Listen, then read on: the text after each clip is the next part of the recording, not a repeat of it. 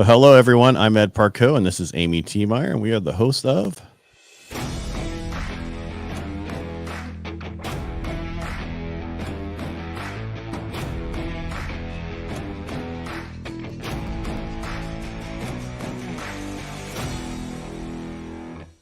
Appreciate it. Oh, it's my pleasure, as always. Well, I know. Today's guest came to us via Steve Sims and all the stuff he does, but um, amazing what she is. Unfortunately, what she's been through, amazing what they're doing right now. Let's bring in Barb Allen, and we'll get to know her story. How you doing, Barb? Hello, how's it going? Good. You prefer Barb over Barbara? What do you prefer? Call me whatever you want. I've been called much worse than either of those, so have Well, at it. we don't want to call you worse. We just want to make sure that we, call you what you want to be called. And you come from I was going to say great state of New York. I guess it used to be like We're California. in New York. Yeah, they'll put it that way. New York State, not the city. Yes. Right. I mean, it's like California used to be golden. We're kind of not tarnished right now. We're trying to get golden again. So that's our plan. Yeah. All right. So how do I get this start? You're a Gold Star wife, unfortunately. Right. Because that's unfortunately. So can you tell your story, how you got to that? Yeah. And first, like I never knew what a Gold Star wife was. I actually think it's kind of a weird name because you're used to like a gold star. I was growing up, you get a gold star in your paper. Like that's a good thing, right? So I still haven't figured out why they muddied the gold star thing by attaching it to this, but that's another story, I guess. But in June 2005, actually on Memorial Day in 2005. So we're coming up on 17 years now. Memorial Day 2005, my husband Lou deployed to Iraq with the 42nd Infantry Division. And he was going over there specifically. It was a long backstory, but what brought it all together to that moment, what that backstory led to was that Lou was deploying specifically to join up under the command of his friend, Captain Philip Esposito with the 42nd Infantry Division. And Phil was experiencing some significant problems with the supply sergeant who should have never been in there. When you dig into his past, you realize he's got all these bad things that should have blocked him from joining the military, but he got these waivers and he was allowed in. So he shouldn't have been there. And he was a discipline problem from the start. And he had been threatening Phil's life over and over and over. He had been threatening to kill, to frag, to do all these things to the commanding officer of the unit for weeks before Lou arrived, but nobody ever told the commanding officer.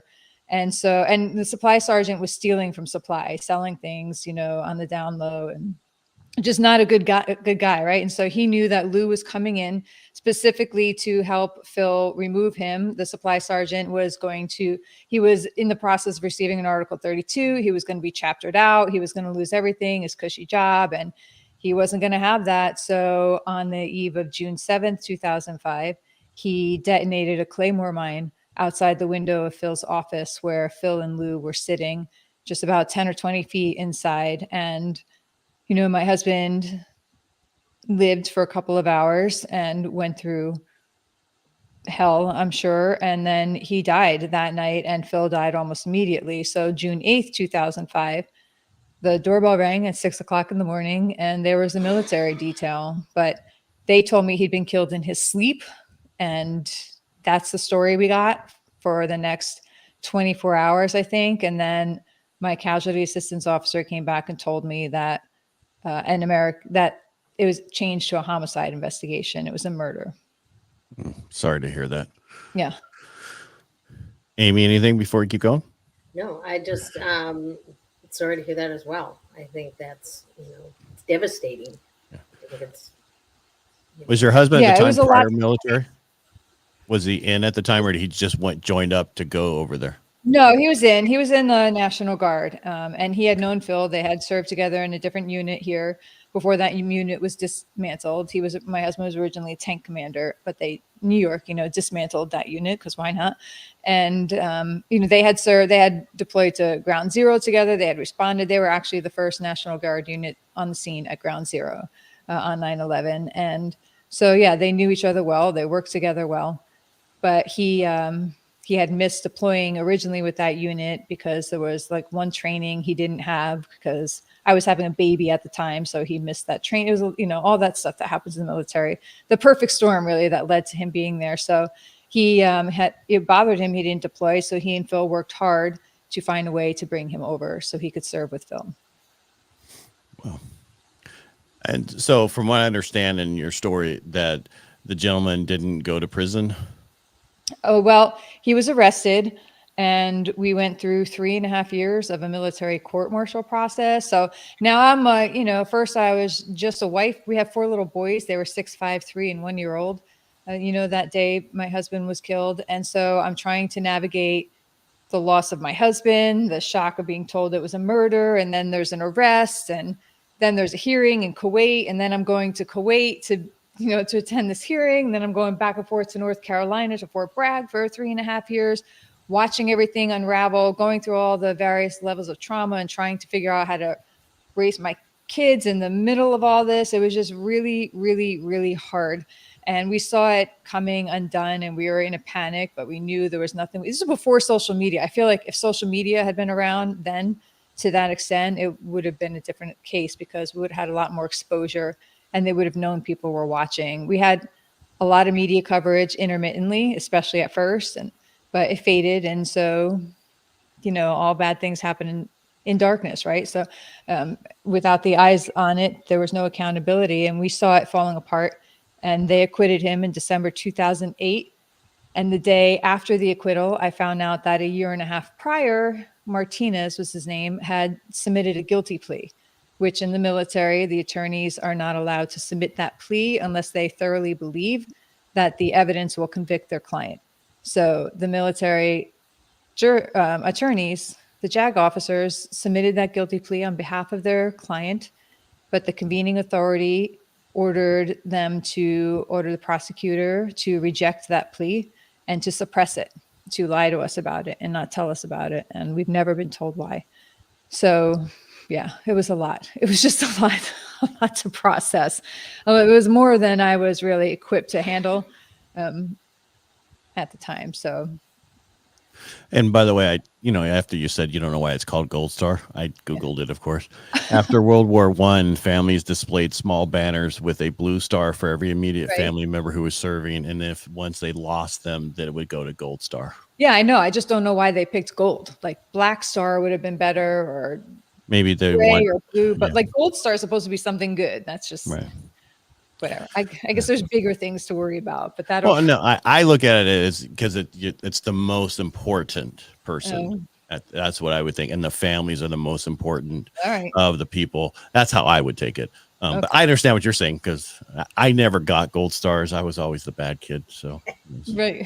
All right. So this is a horrible tragedy that happened to you and what you and your family had to go through, and going through all this. And I hate to ask this question, but looking back on it, what could they have done better through this process for you? The military? Yeah. I mean, I don't think we have long enough to talk about that. But we still got 20 some minutes. So. Yeah. I'll just be scratching the surface there. Everything they could have done everything better. And this is not me bashing the people who serve in the military or even some of the people that worked with us.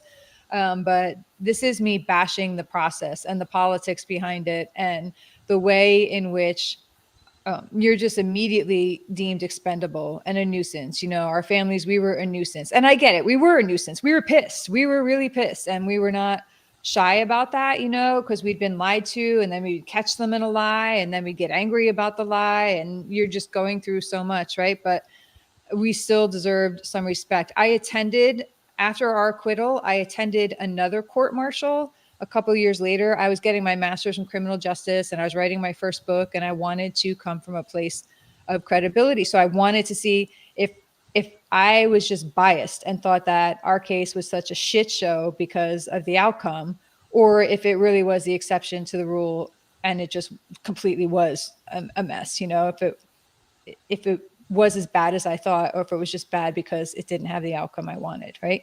So I went to another court-martial. I spent almost 3 months going to that in Georgia.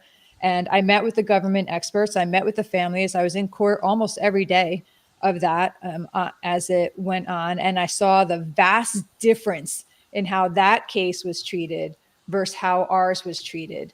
And it was absolutely night and day. Our case was treated like, I don't know, like a shame. Like, and in both cases, a soldier had murdered superior officers, right? But in our case, it was treated like a nuisance, like something to get out of the way. And everything that could have been done wrong was done wrong. You know, from the constant turnover of the prosecutors to the way the jury was sat to the Army's chief trial judge imposing himself in the trial and sitting down and then making all these rulings, putting a husband and wife on the team, just splitting up the case into different cases and then dropping one. The CID agents who arrested him, they screwed up the arrest and the interview one. So his initial statement was thrown out. I had the special agent in charge was sleeping with the first prosecutor on our case. So she had to leave. And then that was held against the special agent in charge. So he got flustered. The guy who arrested my husband came to my apartment during the trial, was asking me for some weed, was telling me like all these things. And I'm like, it was just a shit show. It was just a disaster. The professionalism in our case and the respect and the honor and the commitment were just there, gone. They just weren't there. It was like they were told to throw the case. You know, I could go on. And that's why I wrote my first book, because people kept saying, oh, you must be wrong. That would never happen. I say, oh no, it actually did happen. Here's the evidence. And they're just stunned. When I tell anybody who has any legal background what happened in this case, they immediately assume that I'm mistaken. And then I show them the transcript, or I show them the evidence, and their jaws drop. Said none of that should have ever happened. And when I went to that second case and I saw how that was handled, I know if those people, if our case had been run in that way, it would have had a different outcome. No, and that was done in Kuwait, right? Your case. Do you think? No, the first hearing was done in Kuwait. Yeah, that's what I meant. The one that you're hearing, that you're not the one you went and visited, but the actual. The first trial took place. Oh yeah, our case. No, our case. The first hearing for our case was in Kuwait, and then the rest was at Fort Bragg. Okay. Except for one appeals case was in DC. Then there's no reason that it shouldn't have went the right way. No, I mean it was awful. It was shameful, really, and I still just shake my head over it. And when I tell people what happened, who understand the military judicial system and how it worked, they have no answer for me. Yeah. They're like, because when I was in, you're guilty, and then you have to prove yourself innocent, not the other way around. That's what you're told. That's what you're told as a soldier too, that you're guilty until proven innocent, which is opposite. Yeah, I don't know if I believe in that either. I didn't want, I wanted the outcome that we deserved. Everybody knows that he did it. The evidence clearly points to him doing it, but. I don't know. It was literally almost like they were told to throw the case. Like the government said, you will throw this case, because there's just no other reason that it could have gone so far off course like this. Have you followed him, the murderer? Well, ironically, if he had been sent to death row, he probably would have lived to be a very old age, and grow old and gray on death row. But he was set free and he died some years ago. And we were told it was drug related. He had been arrested in Florida for smuggling stuff into prisoners there. Like he hadn't really cleaned his act. He was just not a good person, so he did die some years ago.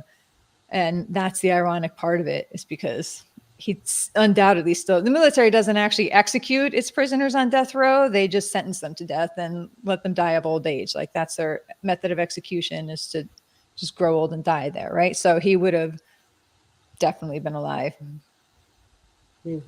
you bring up a book. What's the name of the book that you wrote on this? The first book is Front Toward Enemy, and I named it that because that's what's written on the Claymore mine, which is what he used to kill my husband. All right, and then it's very symbolic. Yeah, very much so. Good. Did you have something, Amy? No. Okay. What's the second book? The next book that I just released, this is my third book. The other one's a fiction book, but this one I just released is called What Not to Wear to a Murder Trial and Other Tips Tragedy Taught Me. Yeah. That's a cool title. What not to wear to It's what a little lighter hearted. Here, I actually, this is it. I don't know why I don't have the other one, but that's that one. It's That's a a little great, more lighthearted than the first one, but it has all the lessons I learned. Like if I had known what's in this book and I had known how to live what's in this book back then, everything would have been different for me and my boys, especially my boys. So can you give us an example? just in strength and resilience and grief, the phases of grief are just a crock. There's like, you get to the end and it's acceptance and you think, oh, okay, I should have accepted this. And then you wonder why you're still going through all these phases of grief and you feel like freaking failed grief, right? But that's because grief just repeats. Like they forgot to add the step that grief, the cycle repeats, right? And forgiveness, you just hold on to so much guilt over everything. You feel guilty about everything, what you did do, what you didn't do, what you should have said, what you could have said, what you could have done better. And you have to forgive yourself. And without those two phases, you can never, and no understanding that grief is going to cycle for the rest of your life. You never get rid of it. You never get rid of trauma. It doesn't ever go away. You just have to learn how to manage it. You have to recognize the signs. You have to keep people in your circle who want the best for you. You have to get rid of the people who drag you down. I mean, so much, right? How you're impacted by the people around you and people that are going to judge you for grieving wrong and be awful to you, and how to stand up for yourself. I mean, on and on and on. There's just so much. So I put that all in this book, and literally what not to wear to a murder trial, because I showed up in the most ridiculous outfit on the day I took the stand, and the jurors rolled their eyes at me and the judge laughed at me. And it was just a horrible moment because I was a civilian. I didn't understand. And I didn't know, I never dressed like a girl anyway. I had 4 kids and I'm always dressed like you saw me, like with my PJ pants on. Right. So I showed up in like this black skirt and high heels and this tight red sweater. And I didn't know it was like disrespectful, whatever. They thought it was disrespectful, but it wasn't slutty. It was just like not, I don't know what it was, but clearly Just it wasn't military. Yeah. It was not, I should have been in like khakis and, kind of thing. But yeah, No, you should be who you are. It didn't go over. Let's just say it didn't go over well. So, right. So you should have been in pajama pants. Right. Right. But, we had one of our old co-hosts reach out and say he loves this conversation and he wanted to thank you for sharing your story, Barb. Oh, thank you. That's nice. That's nice to hear, really. Thank you. He's part of the 1111 vet thing now with Colin Garrett. Nice. So so you went through this. This had to take years to get over and move on. And now I know what you do now. Like you had the Great American Summit. Yeah. How did you get from there to here? I had to go so far down for 10 years. I would be up and I would think I was up and I would think I had my life together and I would think it's going okay, but I really wasn't. And, from one thing after another, and I got into an abusive relationship and he destroyed me even further. So I say, like, I went so far below rock bottom that rock bottom seemed pretty appealing to me. I was like, if only I could get back up to where my life only sucked this much, right? I just made it worse and worse. And I took my kids down some really bad times with me because I didn't lead them. I didn't know how to lead them. I took care of them. I played with them. I loved them, but I didn't know how to lead them. So I just went down and down and down. And finally it was actually my 40th birthday. And I got a call from my ex-fiance, collect call from rehab from my ex-fiance who wanted more money, even though he'd cleaned me out. I had debt collectors calling me. I was going to lose the house, and all. And I was like, oh, what did I do? Like, what? I don't even know how to get out of this. But it was either I was going to lose my house and lose everything, or I was going to have to, put those big girl panties on and stop letting myself tell myself that it wasn't my fault, because at that point it was my fault.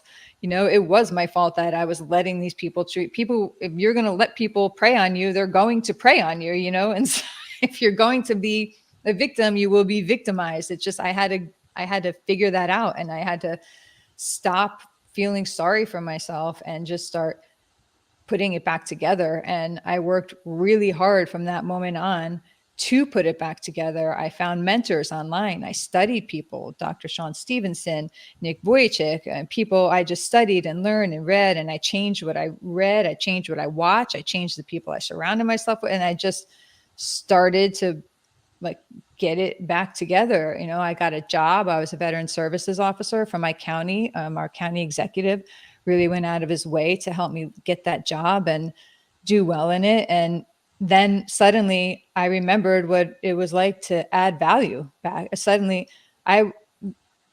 the feeling of providing value to somebody when I felt like such a worthless piece of shit. Sorry, I keep cursing. I should have. That's okay. We post on there that's not for children, so it's okay. I should, in hindsight, see, that's one thing I should have learned, right? But when I'm used to having Army people on, so it's okay. Figured, I don't know why. I only say that because my son's Army Airborne medic. Nice, so. Nice, yeah. I'm a corpsman, Navy. We couldn't cuss. I was in the hospital, so they say cuss like a sailor.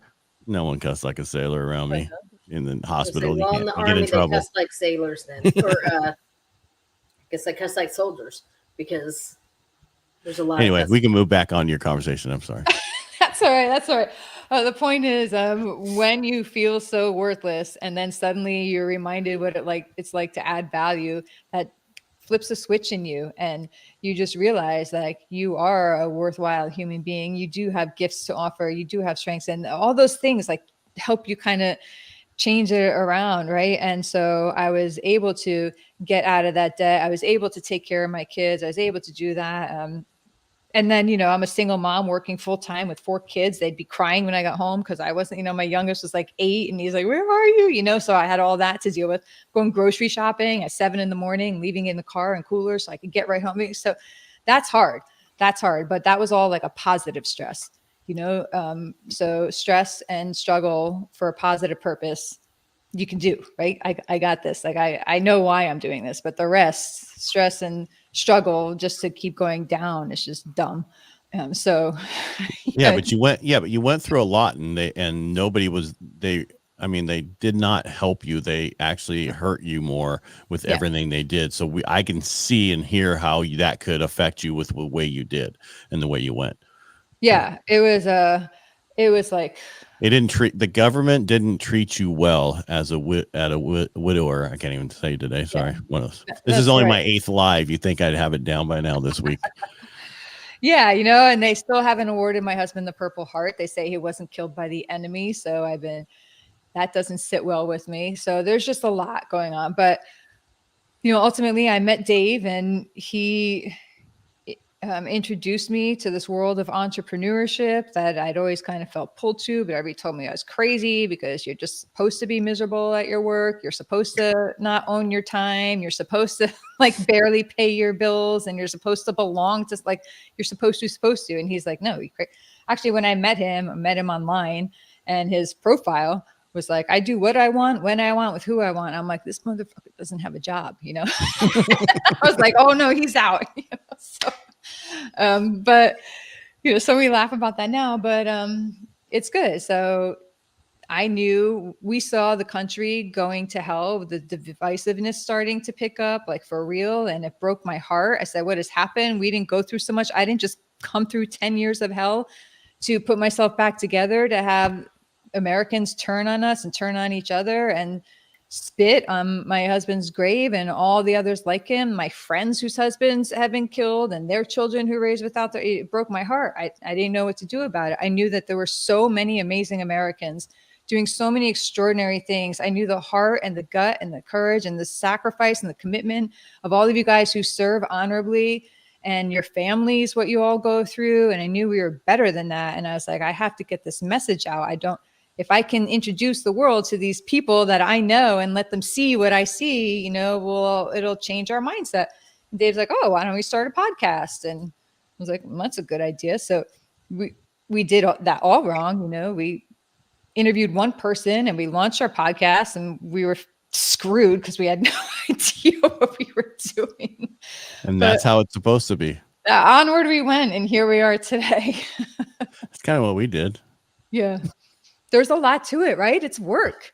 It's work and an investment and a commitment. And It's a time lot. and money and Time and money. editing and other stuff and posting and social media and you name it. It's a lot. Amy It just is. sits over there and go, I just talk No. and schedule. Well, and I do think it's good for two people because, like, I like you didn't get my email, so Ed sent you the email. Like working in tandem with someone. I think it is really important to have a team. Yeah. Well, she doesn't say that the editor I have on staff that I pay that we have that she doesn't realize. I'm gonna stay out of that. Don't fight in front of the kids, guys. Right? We're not fighting. I'm just telling her she doesn't understand everything we do. No, I enjoy the podcast because I love understanding where people come from and how they got to where they are. And because I mean, the gentleman we had on Tuesday, Kane, he's in Las Vegas and he's a MMA fighter, but he had huge PTSD after combat and coming back. And the pain he was talking about on Tuesday is the same pain that you were talking about today and how he dealt with it and how other people deal with it. Yeah. And so it's about helping vets and Gold Star, everybody understanding that we're here for you no matter where you are. And that's the other thing Amy and I complain about all the time is there's so many silos out there in the veteran community of help, but they don't help each other to help out more vets. No, it's competitive as hell. It's the nonprofit world is kill or be killed. Like it's not a friendly. I mean, you may have a core group of people you work with, but as a whole, the people will slit your throat for funding, that you're going to get. It is. Well, and I think life isn't all just about funding. Like it is the connections. I feel like I broke through on my MVP group where I got added to this Facebook chat. And there was a woman veteran who's not considered a combat veteran. So she can't go to MVP, but she's having different issues. And so we were talking about what veteran services would be good to offer her. And so we were talking about, like, I know this one and I know this one. And so Wes, who's going to meet with her, has a plethora of different people, not just nonprofits, but people he can connect her to. Yeah. So it's more of a relationship handoff. Yeah. The whole networking thing and helping people bounce from, this person can help you, that person can help you. That's gold. And we've been doing that for years. And I love doing that. It feels great. Yeah.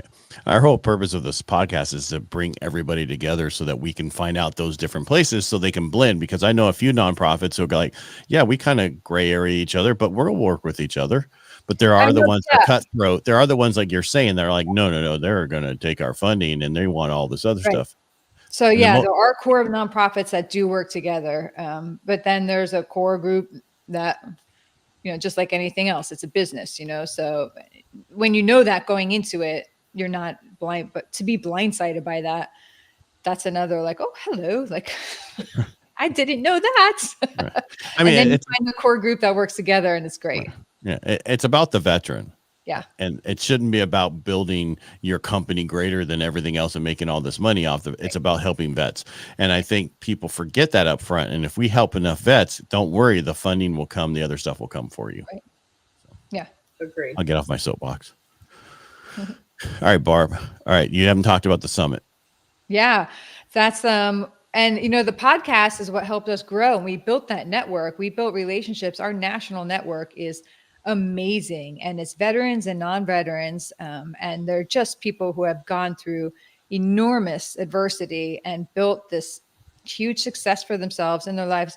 And success can be different things. There's one woman who she and her husband have 8 kids and they adopt terminally ill children and care for them through their lifetime, and so that may not look successful in terms of boats and vacations and all this stuff, but they're some of the most successful people I know in terms of living a full, loving, giving life, right? And then there's success from people who built multi-million-dollar, almost billion-dollar companies, and they've all gone through major things in life that would break a normal person. And so that's what we love about it. And that's the American spirit, how they all work together and give together. And we brought a lot of these people who've been on our show to our Great American Summit to speak and share that insight and experience and inspiration, veterans and non-veterans alike. It was a nonprofit event to raise money for organizations that serve veterans, law enforcement, first responder, and at-risk youth. It was hell to put it together. It took us 3 years. We had to cancel it twice. Second time was because of COVID. It was in January and the big Omicron scare, and everybody's, but people were getting sick and canceling, but we did it. We pulled it off. We did it. We're still getting messages from today about how special it was. Steve Sims, he's one of the speakers. I don't know why he stuck with us for all these years, and he believed in us, and he donated his time and his expertise. He didn't charge us a speaker fee to come be a part of it, which means the world to us. And he helped us. He was a key part of us gaining that momentum, that foot in the ground. And that's what's helping us move into next year, as we're already planning that. It's an extension of our Great American Syndicate, which is our membership community. And so it all goes hand in hand. But the podcast is what helped us build that and grow it into the relationship and platform that allowed us to do this. And that's amazing. And don't let it out that Steve Sims is a nice guy. All right. Oh. So you try to keep that quiet. Yeah. He's got an image to represent when he does try hard not to let people see that side of him. But during the event too, I walked in and it was our first event. We knew it was a disaster. There were so many things that were wrong. We didn't cater to the speakers the way that they're used to be catering to, and they were donating. I mean, on and on. But overall, it went smashingly well. But I walk into the speaker lounge and he's sitting there by himself, and I was like, "Oh, I'll leave you alone." And he invited me to sit down with him, and he spent 30 minutes with me, going over a coaching session that was packed with value. Already his insight in the event and what we could do better, and I learned so much in that 30 minutes, and he just did that, because he cared and he was good. And then he's, would stand in the back of the room like this, watching everybody. But he was awesome. Yeah, that's why I'm part of his group, because he's really good at that. Yeah. Yeah. And going to his events. Go ahead, Amy. I'm sorry. I was going to say, and that's where we met, was at Steve Sims' event. Nice. See, the connections, the connectors. And when people connect other people, the connections we've seen from our event, the things that people are taking off and doing, that's us. That's our ripple effect. It's part of our legacy. It feels good. And I know we're going over, so I'll stop talking. We're good. No, we're good. I said we try to keep it at 30 minutes.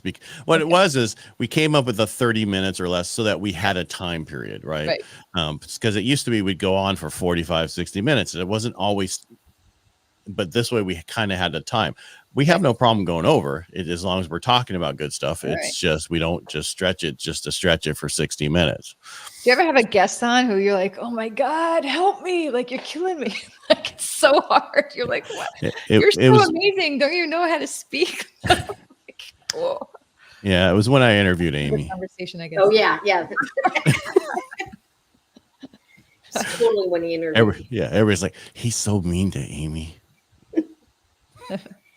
You're kidding. They say that to her. He's mean. It's like, no, I'm just People joking. Say that about me to Dave. They say I'm mean to Dave. It's funny. They say that I'm mean to my husband. And Ed tries to work with me the most to be the best, to be a better wife. No, just it's okay to tell him you love him. It's okay. That's all right. Sometimes people can't do that. Yeah.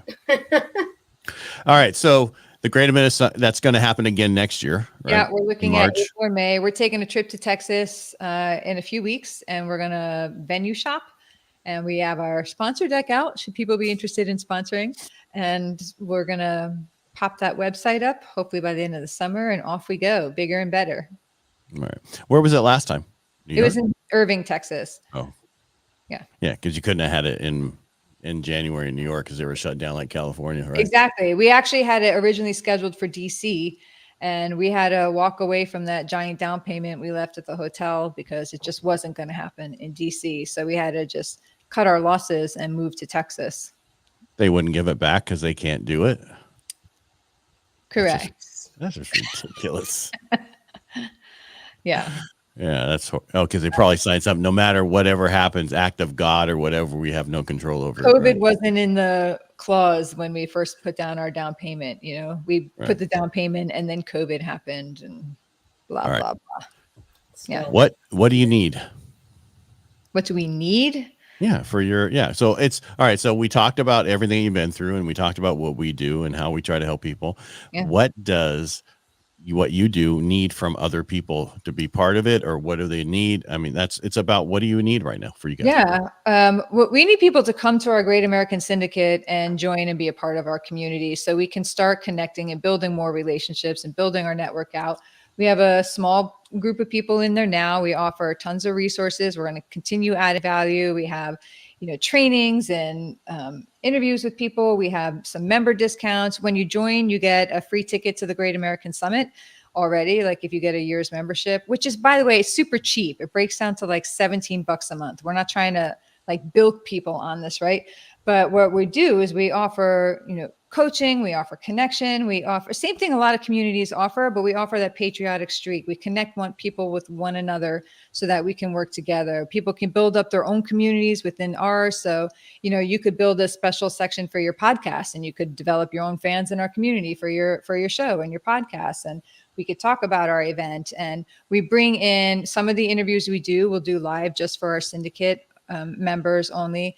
And we offer just various levels of support in different paths. We're going to be doing events specifically for community members, and we're just going to grow that the same way we did the podcast. So we just need to get the word out about that and get people in there.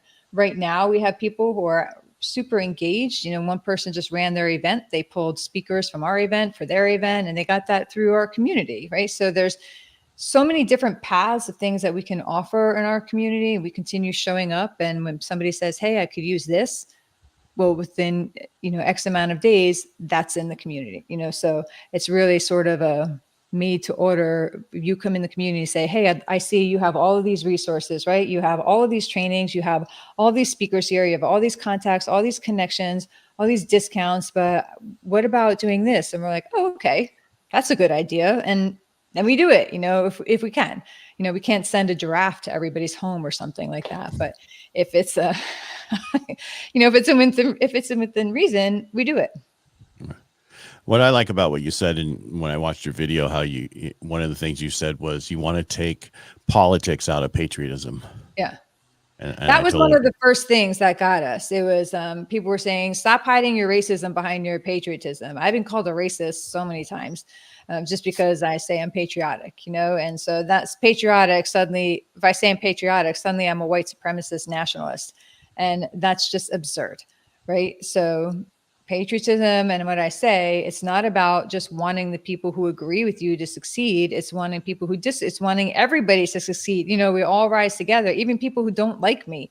And people I don't necessarily like, they should still have the tools to succeed and be happy, because that makes them happy and fulfilled. They take better care of their families. Their family takes better care of that community. Community takes better care of everybody. We all win, right? So, and that's what's going to strengthen our country. It's not about who's in office. We really have to work together to overcome who's in office more than to rely on who's in office. So if Americans as one can't get together, it's over. Amy, what was that? I agree. Oh, this shocked. Is why I don't put as much stock in politics, and I do more with volunteerism. Yes. And I appreciate you kind of marry both, but I agree with what you said. I agree too. And that's why I talk. Go ahead. I'm sorry. That's all right. Go ahead. It's grassroots. That's all. Yeah. Sorry. No, what? So on my radio, talk radio, I say, this is what I say all the time. All of us are usually in the middle, right? I don't care if you're Democrat or Republican or independent, you're usually in the middle. Then you have the fringes on the outside that are usually the problem. Mm-hmm. And so as long as we all get along in the middle, we should be fine and not let the outsides control what's going on. And right now we have the problem is one side on the one is trying to control what's going on. We just need to all get along again and forget about the politics. Well, and I also don't think we all have to. I think we all have to get along, but we don't have to believe the same. That's why we're in the middle. But just because you're in the middle doesn't mean you believe everything each person says.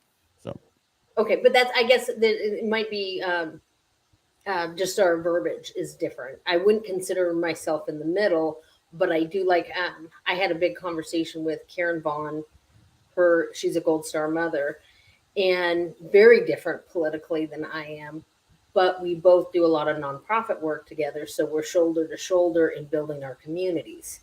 but we don't believe probably anything similar other than we love our country. And that's okay. Is that okay? Thank you. Is that okay, Barb? What do you think? Yes, you may do that.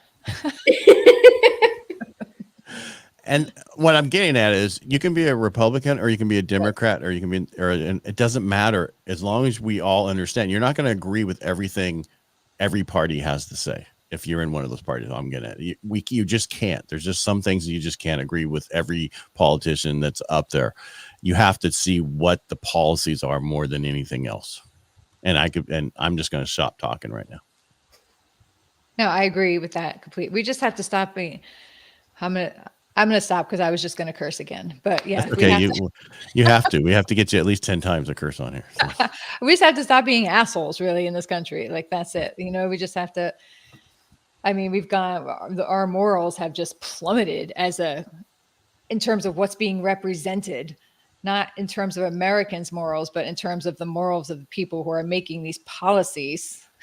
Are just gone, so they're bringing all of America on a ride into a place of darkness, really. And so we need to we can't overcome darkness if we're all putting each other's light out, right? So we have to all kind of help each other shine so that we can put this darkness out together.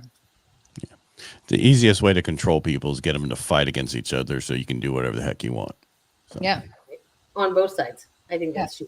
Which is what I was talking about. Yeah. I don't talk from one side. I talk in general. So I'm not saying that I was a Republican, this is how you do it, or a Democrat. I'm just saying in general, to control any part of a group of people, you get them to fight against each other, and then you can do whatever you want because no one's paying attention to what's going on. I don't care who's in power. So I'm done. I'm out of here. Now, Barb, I really appreciate you coming on the show. I really wanted to get to know more about you. I went to your website. I went all that. I met Dave at Steve's event. I don't know how you put up with him, but congrats. I'm kidding. He's a really nice guy. I can't wait to tell him you said that. It pisses him off when people call him a nice guy. I'm like, well, publicly. There's nothing wrong with being a nice guy.